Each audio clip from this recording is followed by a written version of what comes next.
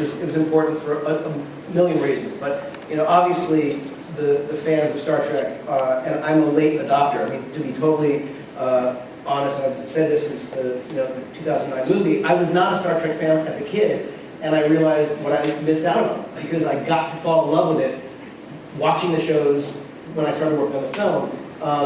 And Justin Lin, who is an extraordinary guy and a wonderful director, and he did an amazing job on this.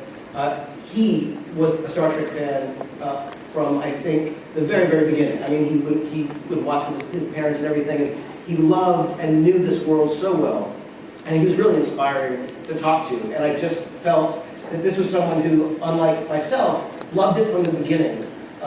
And though I fell in love with it later, I feel like this is, we were so lucky, all of us, to get to work with Justin on this movie. Well, I don't see any reason to drag on any longer. Shall we bring Justin out? All right.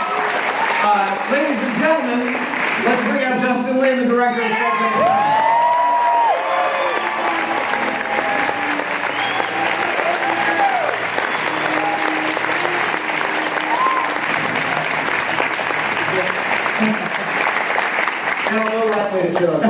We have actually pulled Justin out of the edit suite. You're trying to lock it? We're locking it tonight. So what we're doing here is wasting your time from finishing the film. It must be, what is it like to step out of the edit suite, the cave of the edit suite, and out into this, the fan event? I mean, surreal is definitely the right word for it. Yeah. You were raised on Star Trek, bottle-fed on it, and seeing all the movies and all the TV shows, the animated series, within that whole canon, was there always something within Star Trek that you wanted to add? I think that's part of Star Trek. I think it's a shared journey with these characters, with this great crew, but at the same time you're pushing into unknown. I think that's what I love about it, is embracing stuff, with these characters you've been known for 50 years, but at the same time, we're constantly pushing and challenging ourselves. Well, there must have been a time while you're sitting on set thinking, holy crap, I'm directing a Star Trek movie.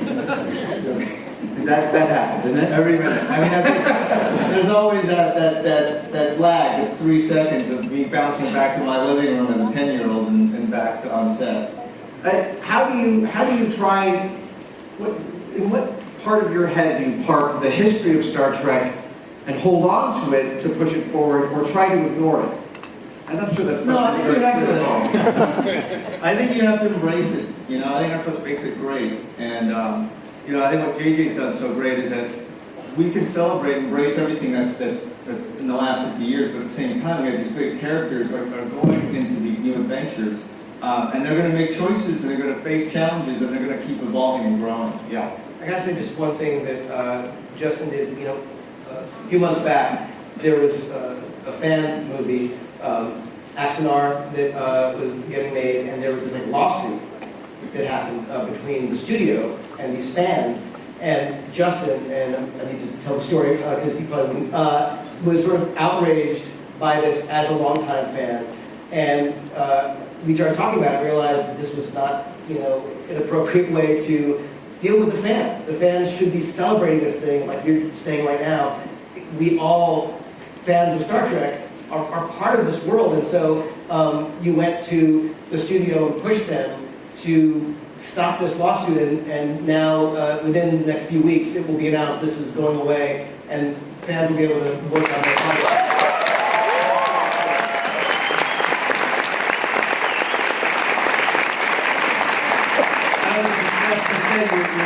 You're giving the gift of promoting another young director who may end up being part of the franchise. Yeah, I think Justin will regret why I let them. Now, I hear you have a special audience surprise tonight. Yeah, well, since everybody's here and we're celebrating everything that's come, we have a limited edition poster. Everybody gets to go.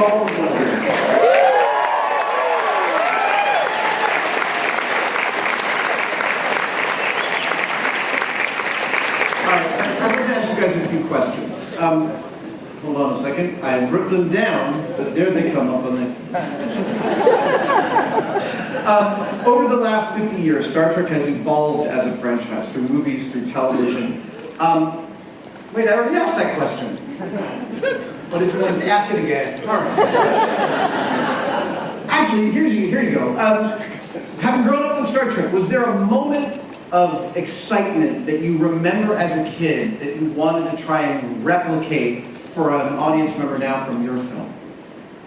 Well, I mean, I think, getting beamed up, I think that was always the thing when I was a little kid, and so I remember stepping into the hallways of Enterprise and the lights weren't on, they're still like painting it and stuff, and just walking in there and feeling like, wow, I'm now part of this. And they're asking, like, what color of white you want that wall to be. Those moments are definitely, something that I think. The answer is always bone white. Bone. I don't know what that means, but it's like 70,000 whites. The answer is bone white. You could have directed any movie. You've directed so many blockbusters. Why Star Trek? I was actually shooting in Ventura and I got the call from JJ, and it's something that's a very personal choice, and I just couldn't resist hopefully contributing something. It's been around for 50 years, hopefully we can build something that can continue it for another 50 years. That's going to be an intense call to get. It's been intense and relentless, but I think part of it, I think is friendly. Part of it is I think everybody cares, and then we have a great group of people. The cast is amazing. I got the all-star team to come, and it's been a dream come true. And some great new additions, obviously. Now, in Beyond, the crew gets separated from the Enterprise and from each other. What does this departure mean to the crew, and what do you think it means for the evolution of Star Trek? It means anything can happen.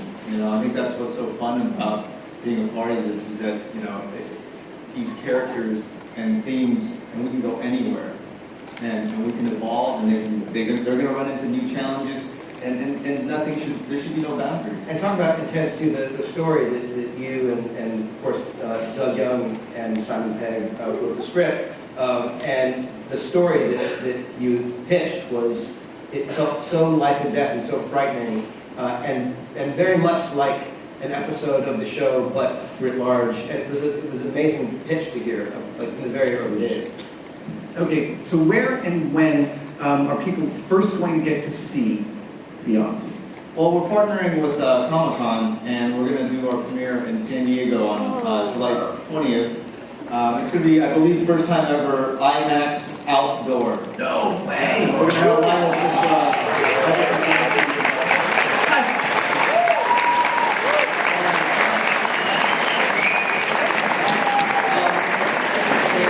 Everyone who has come here tonight, as you leave, will get a credential to go to the premiere of the movie.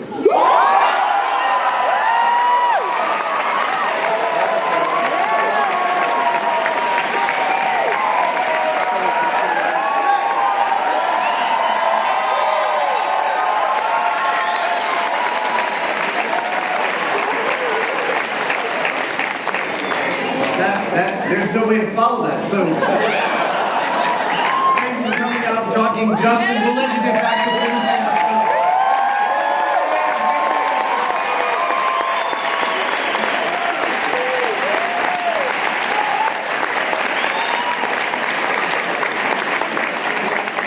Before we just got started. Okay, next is some behind the scenes. You guys want to watch some behind the scenes? Yeah! We have behind the scenes footage from Star Trek Beyond. Let's roll the tape.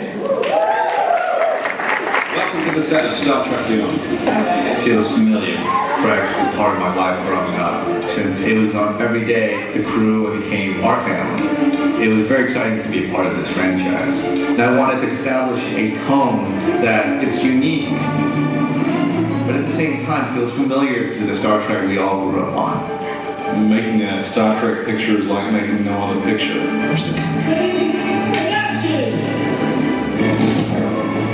I'm charming about 3, 2, 1, left. But having somebody shake the set is much more exciting. These sets were all on gimbals and hydraulics and really immersive. You because it's Star Trek, we could do stuff I've never been able to do on another movie, like a Gold Canyon, a Blue Planet. The set we built in the rock quarry was a huge undertaking from start to finish. We rearranged the whole quarry into our set. Tom works in the most unique way of any designer I've worked with, in that he works largely with physical models that are unbelievable. You certainly know you're in a Star Trek picture when there's 50 aliens walking around. The scope of this film is tremendous. Since it was its 50th anniversary, we wanted 50 different, unique alien races. There are more aliens in this movie than in either of the other ones combined. It's monumental, the amount of work that this crew is generating. She's tying Jayla's wig one hair at a time. There was a very conscious effort to make Jayla iconic. The elegance of the lines is really what makes it stand out. I like that second skin. I like what he brought to me. The important thing to Justin was that the movie was diverse, especially in a movie like this where there are people from all over the galaxy. I definitely have envy over Chris Fine's and Anton's survival suit. Justin also wanted to modify the existing look of the Starfleet uniforms. Our costumes have a little bit more of a retro feel, but yet modernized and catered to this world. I added long sleeves on the women's uniform. Zoe and other women on the set were all very pleased that women finally get rank. What's been most special for me is getting the gang back together. I've just been really enjoying how weird and funny everyone is. The cast is so welcoming. We're all fans of each other, which is great. It's been an absolute delight. This movie is fun, it's tense, there's great heart. It was pretty amazing to be part of bringing that to life. Back.